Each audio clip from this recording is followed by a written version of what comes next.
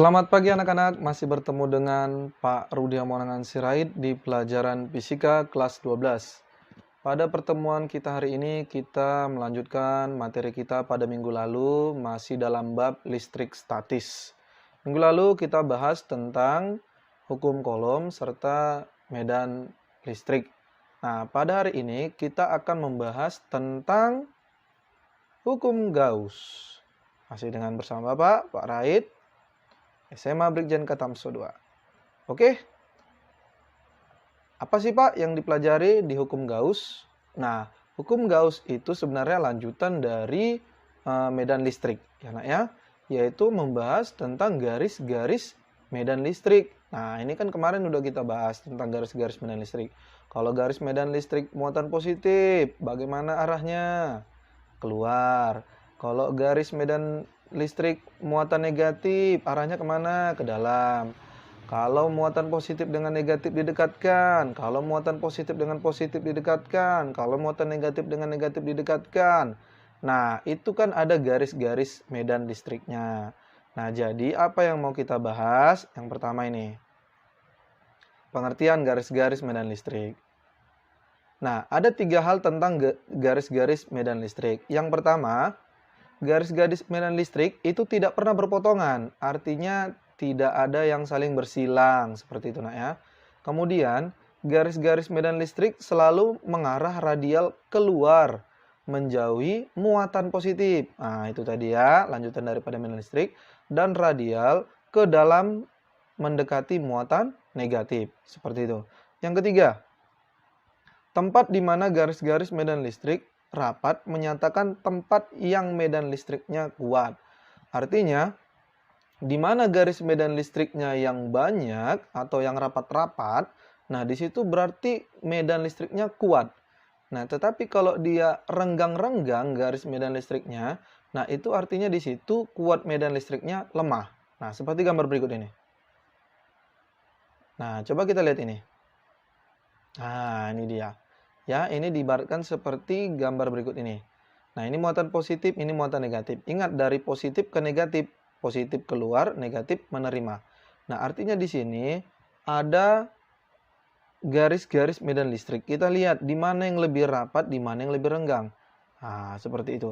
Kalau dia di muatan positif dan di muatan negatif, itu jumlah garis medan listrik yang keluar akan sama dengan jumlah garis medan listrik yang masuk, seperti itu nak ya.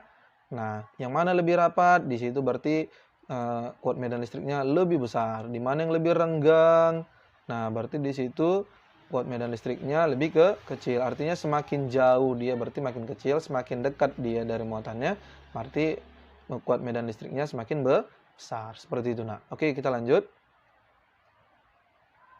Flux listrik, nah ini disebut dengan garis medan listrik ya nak ya. Flux listrik istilahnya didefinisikan sebagai jumlah garis-garis medan listrik yang menembus tegak lurus suatu bidang. Nah, maksudnya seperti apa, Pak? Nah, gini. Kita lihat dulu gambarnya ya. Nah, ini. Nah, ini anggap sebuah bidang ya, bidang datar aja contohnya. Nah, ini E. E di sini adalah kuat medan listrik. Nah, ketika ada garis medan listrik menembus suatu luas penampang A, nah, kira-kira berapakah besar atau banyaknya flux listriknya? Nah, itu yang mau dicari. Artinya banyaknya garis medan listriknya. Nah, ini dia. Bila gaya jatuh secara tegak lurus dapat dirumuskan sebagai berikut. Ya. Psi sama ini bacanya psi. Ya, nak ya. Ini psi sama dengan E dikali A. E itu adalah medan listrik dan A itu adalah luas penampangnya. Nah, artinya kalau dia tegak lurus berarti kemari dia. Nah, kalau dia tegak lurus berarti sudutnya berapa? Nah, kalau dia tegak lurus berarti sudutnya itu 0. Kenapa? Karena ini garis normalnya. Kalau dia pas pada garis normalnya, arah medan listriknya, berarti sudutnya nggak ada. Berarti di situ sudutnya sama dengan 0. Nah, berapa nilai cos 0? Nah, kalau di sini kan cos theta istilahnya kan. E kali A cos theta. Kalau dia cos 0 itu berapa? Nah, itu kan 1. Nah, berarti cos 0 sama dengan 1. Berarti psi sama dengan E kali A kali 1. Hasilnya E kali A. Seperti itu nak ya. Tapi bila gaya jatuh secara tidak tegak lurus dapat dirumuskan sebagai berikut. Nah, ini kalau dia tidak tegak lurus. Nah, ini contohnya nih. Ini kan dia tidak tegak lurus nih. Nah, dia kan membentuk sudut. Maka flux listriknya sama dengan medan listrik dikali A dikali cos theta. Ingat, theta di sini adalah sudut yang dibentuk oleh garis medan listrik terhadap garis normalnya. Ingat, garis normal itu adalah tegak lurus terhadap bidangnya. Seperti itu, nak ya. Oke. Nah, ini keterangannya. Flux listrik itu satuannya Wb atau dibaca Weber. Sedangkan E, kuat medan listrik, satuannya Newton per kolom. Dan A itu adalah luas, meter kuadrat. Dan theta adalah sudutnya ya. Oke, kita lanjut. Nah, apakah sebenarnya bunyi daripada hukum Gauss? Bunyinya adalah jumlah garis gaya yang menembus suatu permukaan yang tertutup berbanding lurus dengan muatannya. Berbanding lurus dengan muatannya. Apanya ini?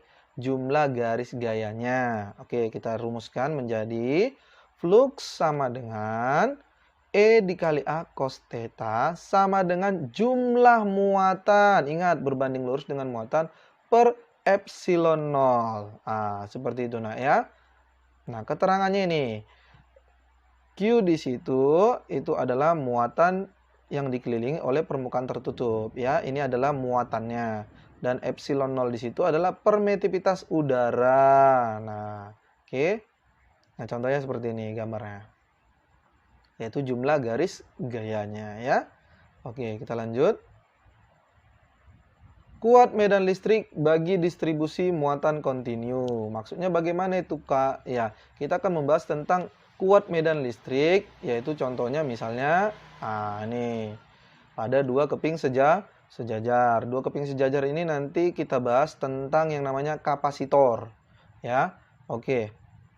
Yang pertama ada namanya rapat muatan. Nah, rapat muatan itu berarti kerapatan daripada muatan-muatannya. Nah, dirumuskan dengan sigma sama dengan Q per A.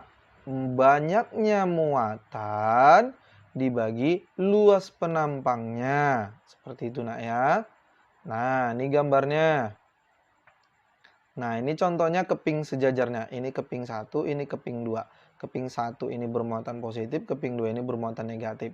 Nah, ingat garis medan listriknya dari muatan positif ke muatan negatif. Dan ini adalah luas penampangnya. Nah, jadi rapat muatannya itu ini artinya banyaknya medan listrik ini kerapatannya yaitu muatan Q dibagi luas penampangnya. Kemudian, nah, flux listrik itu kan tadi dirumuskan E dikali A cos theta sama dengan sigma Q atau Q saja per epsilon 0. Nah, jika tadi tetanya sama dengan 0, ingat ini kan garisnya lurus nih. Nah, ini kan garisnya lurus. Berarti lurus menembus bidang. Oh, berarti berapa sudutnya? 0. Nah, kalau dia 0, berarti cos 0 itu 1. Sehingga flux listrik sama dengan E kali A. Ini sini udah hilang cosnya. Sama dengan Q per permetivitas ruang hampa tadi. Ya. Nah, kemudian A-nya kita pindahi ke bawah. Nah, kalau A-nya kita pindahi ke bawah, berarti E sama dengan Q per E0 dikali A. Seperti itu ya. Sehingga kuat medan listrik keping sejajar adalah E sama dengan sigma per E0 atau sigma permetivitas ruang hampa. Nah, kenapa jadi sigma di sini, Pak? Karena di sini adalah Q per A. Ingat, Q per A itu tadi adalah sigma. Nah, ini dia ya, nak ya. Berarti kita ganti kemari. Berarti E sama dengan sigma per epsilon 0. Seperti itu, nak ya. Kuat medan listrik untuk konduktor. Konduktor. Yang pertama ada yang namanya bola berongga. Kalau tadi keping sejajar. Nah, ini sekarang bola. Ya. Bola berongga itu bagaimana, Pak? Nah, seperti ini gambarnya. Nah, seperti ini gambarnya. Ini bola berongga ya, nak ya. Artinya bola tersebut kosong. Tetapi di kulit-kulit luar daripada bola tersebut dimuati. Dimuati. Ada muatan listrik. Nah, ini bolanya nih. Ini ya, yang ada positifnya ini. Ini bolanya ya. Ini di dalam bola. Nah, ini ada R. R di sini adalah jari-jari bolanya. Nah, kemudian di sini ada R kecil. R kecil ini lebih besar daripada R. Artinya dia lebih besar dari jari-jari bolanya. Nah, tapi kalau dia di dalam, maka R kecil itu lebih kecil daripada jari-jari bolanya. Seperti itu. Nah, apa yang mau kita bahas di sini yaitu kuat medan listriknya. Nah, kuat medan listrik kalau dia di dalam bola ternyata kuat medan listriknya itu 0. Ingat itu ya. Kuat medan listrik di dalam bola itu sama dengan 0. Nah, sedangkan kuat medan listrik di luar bola, kita mempunyai rumus E sama dengan K Q besar per R kuadrat. Tapi R di sini adalah R kecil. Kenapa R kecil? Karena di luar bola. Karena di luar bola.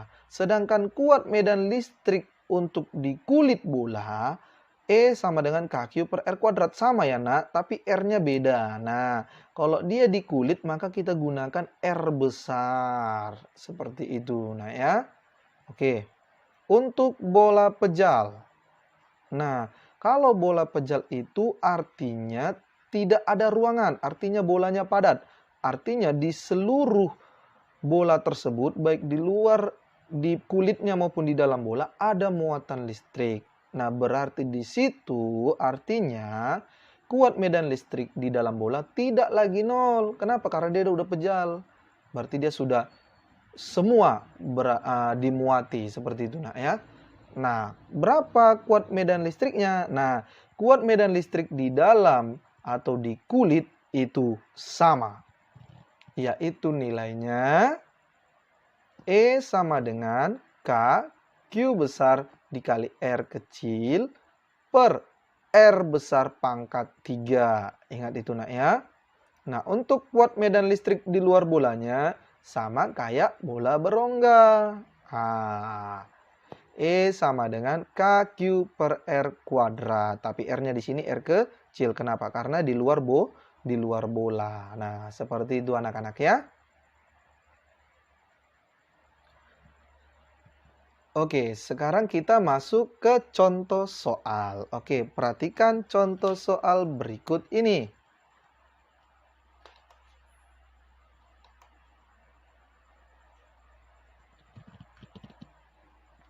Sebuah bola konduktor berongga mempunyai jari-jari 15 cm.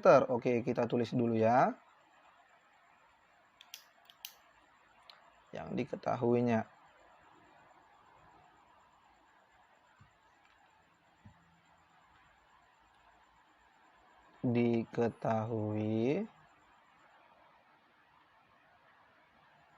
Jari-jari tadi simbolnya adalah R besar. 15 cm dan bermuatan 30 mikrokulom. Muatannya Q besar 30 mikrokulom. Nah, 30 mikro itu 3 kali 10. Kalau mikro itu 10 min 6. Berarti kalau ditambah 0,1 menjadi 10 min 5 kolom. Dengan distribusi muatan yang merata di permukaan. Tentukanlah. Oke, kita lihat yang ditanya. Rapat muatan di permukaan. Rapat muatan. Tadi itu simbolnya apa tadi? Simbolnya adalah sigma. Oke. Kemudian kuat medan listrik pada jarak 5 cm dari pusat bola. Kuat medan listrik. Arti itu E. Pada jarak 5 cm. Jari-jarinya kan 15. Berarti ini jaraknya R kecil 5 cm. Kemudian C Oh, ini kita buat dulu sini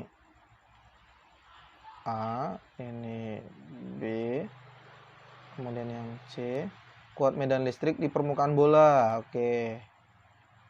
Kuat medan listrik di permukaan bola. Di permukaan berarti di R-nya ya, yaitu 15 cm. Kemudian yang D, kuat medan listrik pada jarak 18 cm. Oke. E juga pada jarak R kecil karena 18 cm. Sedangkan jari-jarinya 15, berarti ini berada di luar. Nah, seperti itu nak ya. Oke, kita jawab.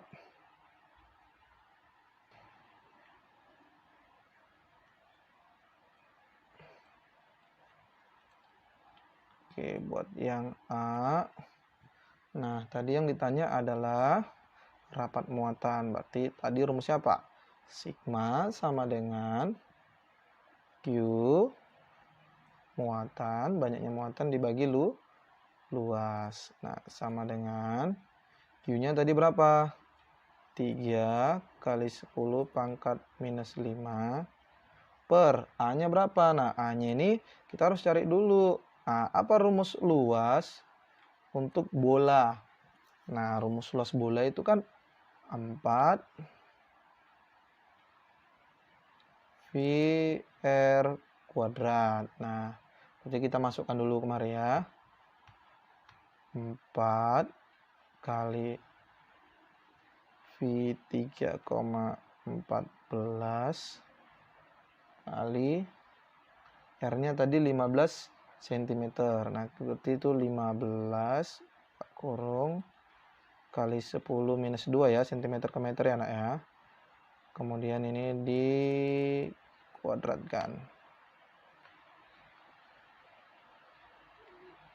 0,0106 kali 10 minus 2 sama dengan 1,06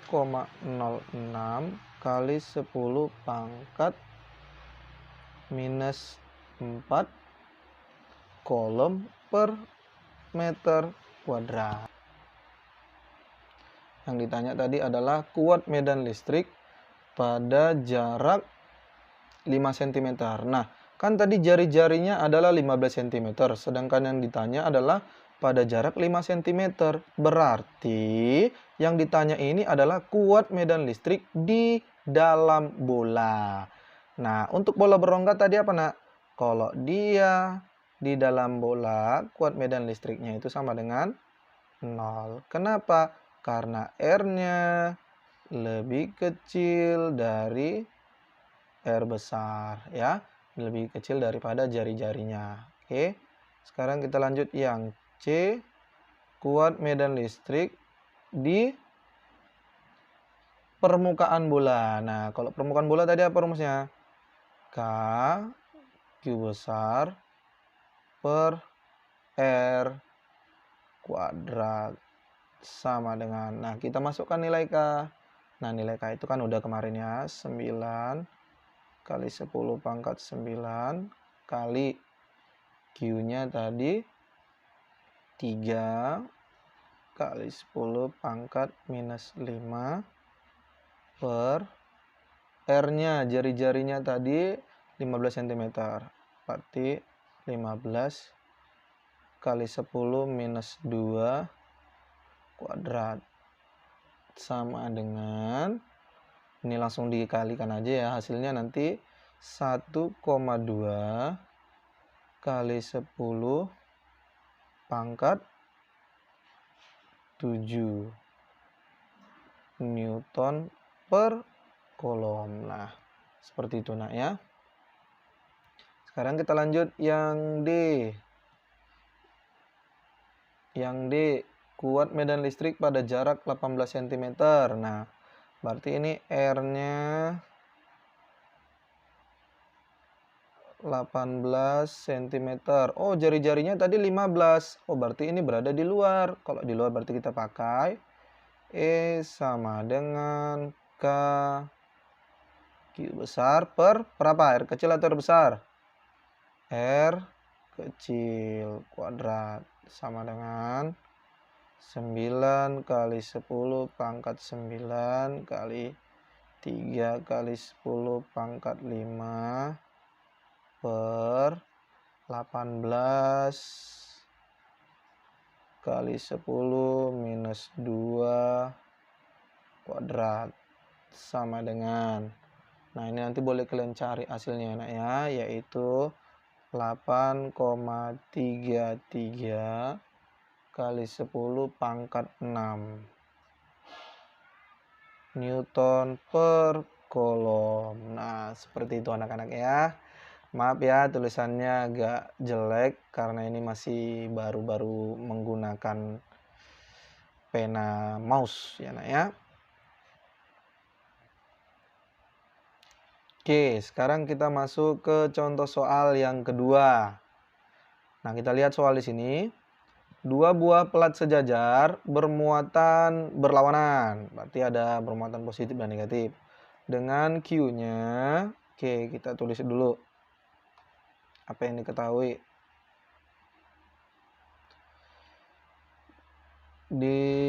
Diketahui sama dengan muatan Q-nya 3 mikrokolom, berarti 3 kali 10 pangkat minus 6 kolom ya. Dan luasnya, nah luas,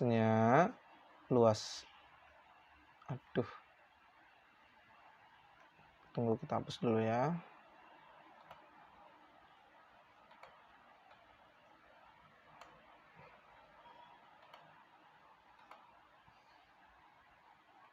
Oke, luasnya sama dengan 6 cm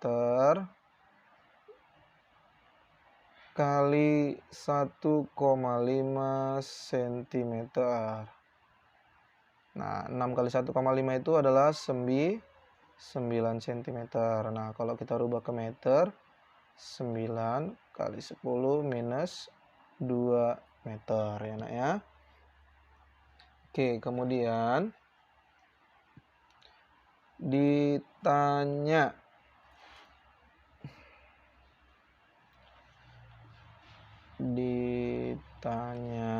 rapat muatan. Oke, yang ditanya rapat muatan seperti itu tadi, sigma. Kemudian B, kuat medan listrik di antara pelat. Oh, berarti itu E-nya. Oke, kita jawab.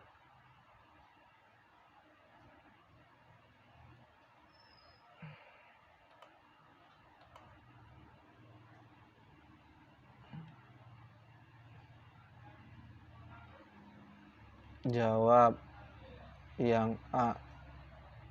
Sigma untuk pelat sejajar tadi apa? Q per A sama dengan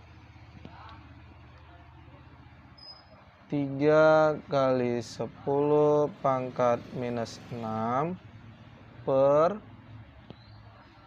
luasnya tadi 9 kali 10 minus 4.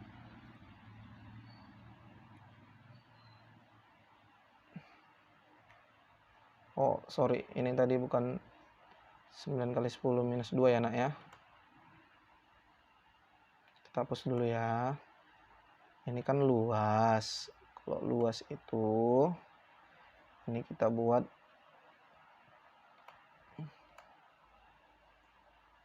di sini 9 cm kuadrat ya. Kok cm kuadrat ke meter kuadrat kan jadi 10 minus 4 ya nak ya. Oke.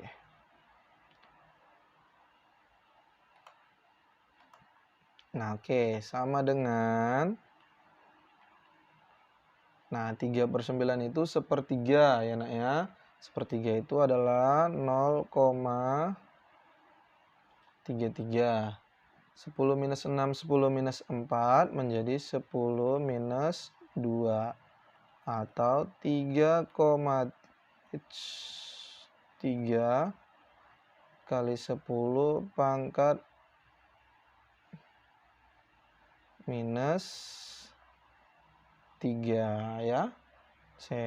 Kolom per meter kuadrat. Aduh, maaf ya anak ya. Ini agak susah pulpen mouse-nya.